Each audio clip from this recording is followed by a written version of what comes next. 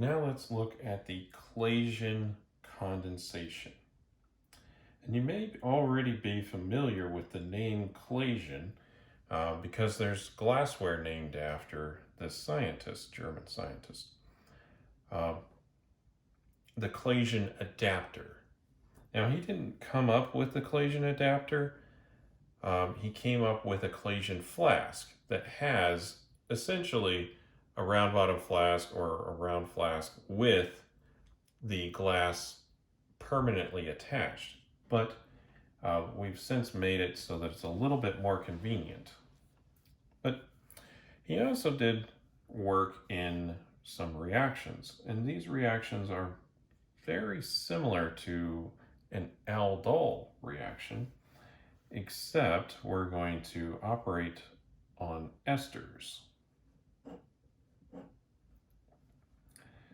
So we're going to start off with ethyl acetate or ethanoate. It's a little easier to say ethyl acetate. That's probably why people prefer that term.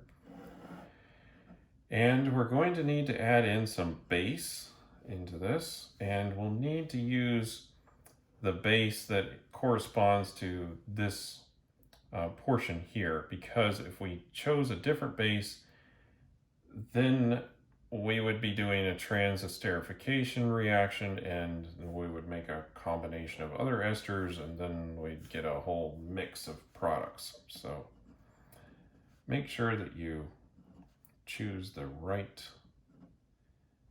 base.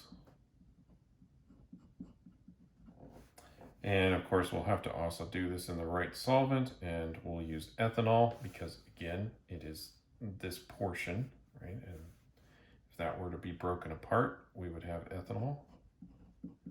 So there's the ethanol, and we're going to reflux this. And then step 2, a little bit of an acid workup. So we'll just use acetic acid for this.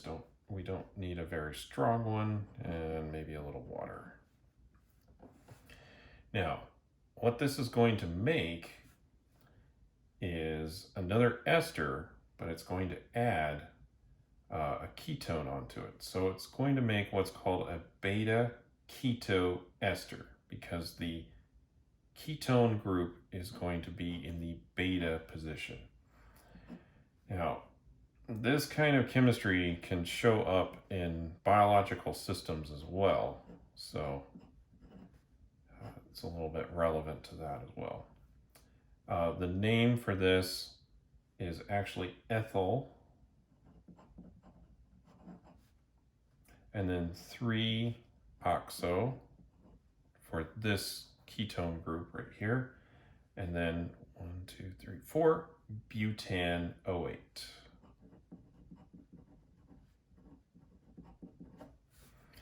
And again, this is an example of a beta keto ester. So on alpha beta carbon right here, there is a ketone, and it is still an ester. And of course, we should also balance this by indicating that we do make some ethanol in this process. All right. Time for the mechanism, and this is going to be a little bit important to pay attention to because we can't just use any substrate for this process.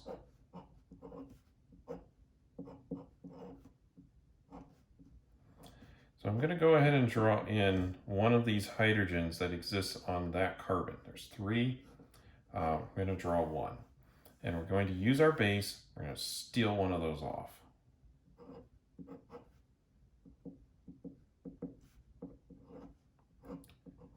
So we stole that hydrogen right there. And this is actually still equilibrium.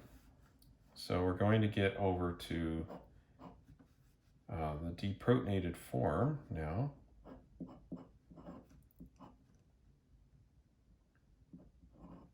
It's negative charge there. This has a resonance form that partially stabilizes it. And I'll draw it down here since I didn't leave myself enough room up there. Hopefully I can work around this a little bit on the next line. So here's the resonance form where the negative charge is moved up onto the oxygen. But in this case, it is this form that we'll use for our mechanism. We're going to bring in a second one of the esters. So I suppose I could write a 2 there, but again, a lot of times organic chemists just are not that interested in balancing their chemical equations. And sometimes it's good to recognize that a reaction will happen even without looking at the balanced equation, just because we might want to do this or do something with this ester, use it for some reaction, but then we have it under Claisen condensation conditions, and then we wonder, why did it make a beta-keto ester? And I wasn't expecting that. Well, the chemicals don't care whether you put a 2 in front of them. They'll do whatever they want.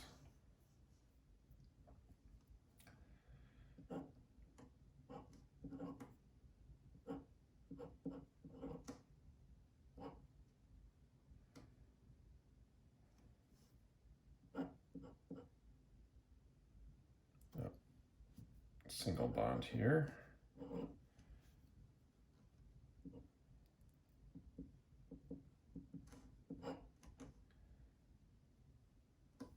Now, and let's see here. Also still has this group on it, like so. Next, we're going to go ahead and collapse that down and have this group leave. And this is fine to exist in the solution. There's already plenty of it around. So even though it's not the best leaving group, under these conditions, it should be okay. So now we've got our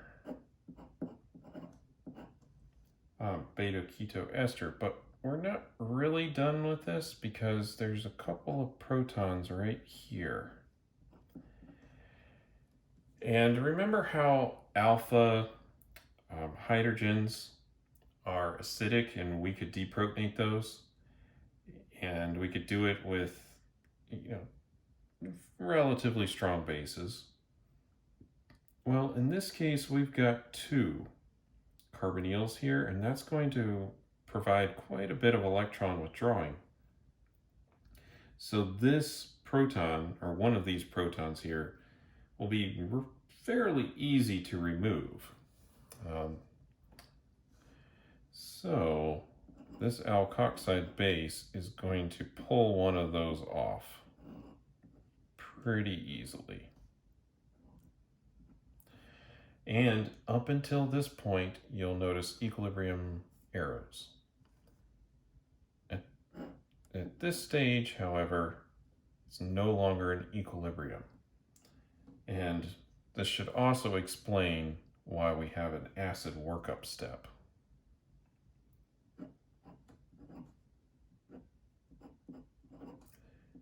Now, sometimes we may even want to use the deprotonated form, and then you can use this as a site for nucleophilic attack. But if we use the acid workup step, then we'll add some H+ in here, and then that will protonate it, and then we'll go over to our product.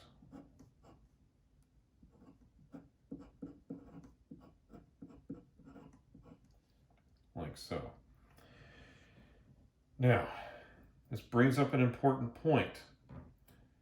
Claisen condensations require 2 alpha protons on the initial ester. This one had 3. We need at least 2. First one needs to be removed so we generate the nucleophile. that will then attack the other ester, in this case itself.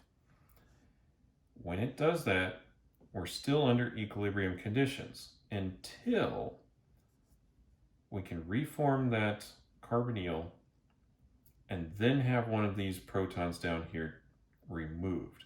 Once we remove one of those, it's no longer an equilibrium situation, and that will drive the reaction forward.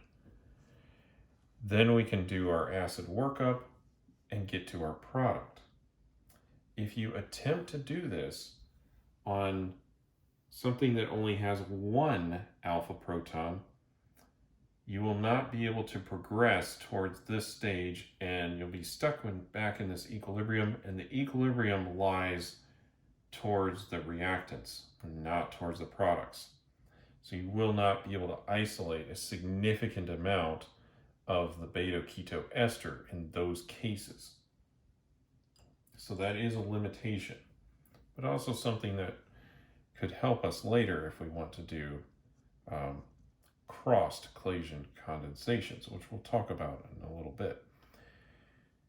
Now, I do want to indicate the general formula for these reactions so that when you are thinking about organic synthesis, then you can see what you would need to look for.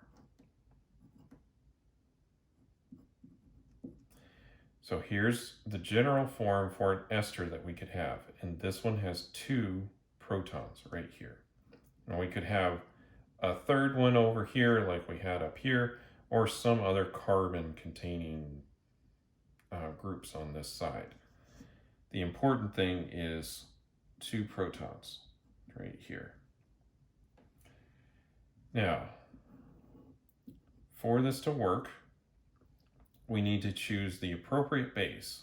In this case, it's based off of this part of the ester.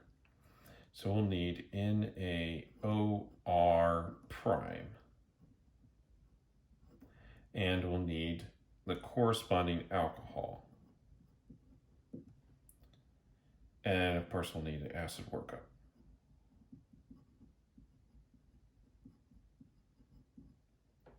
And what we will make is this beta-keto ester. And the new bond is the one that I'm going to draw next.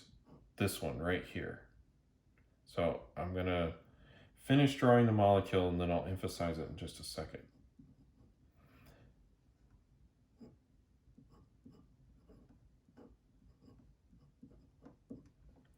So this is the new bond that we've made right here.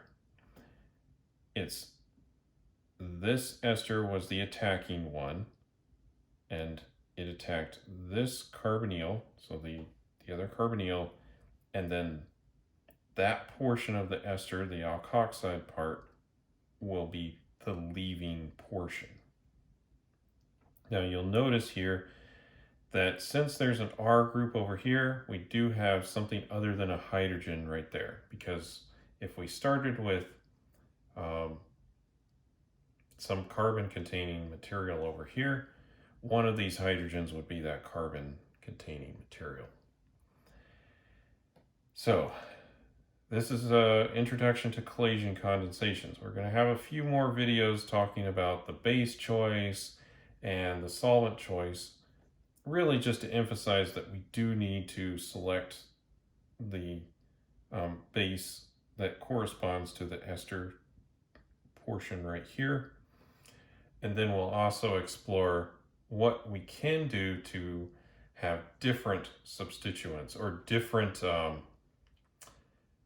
asymmetrical condensations or crossed condensations.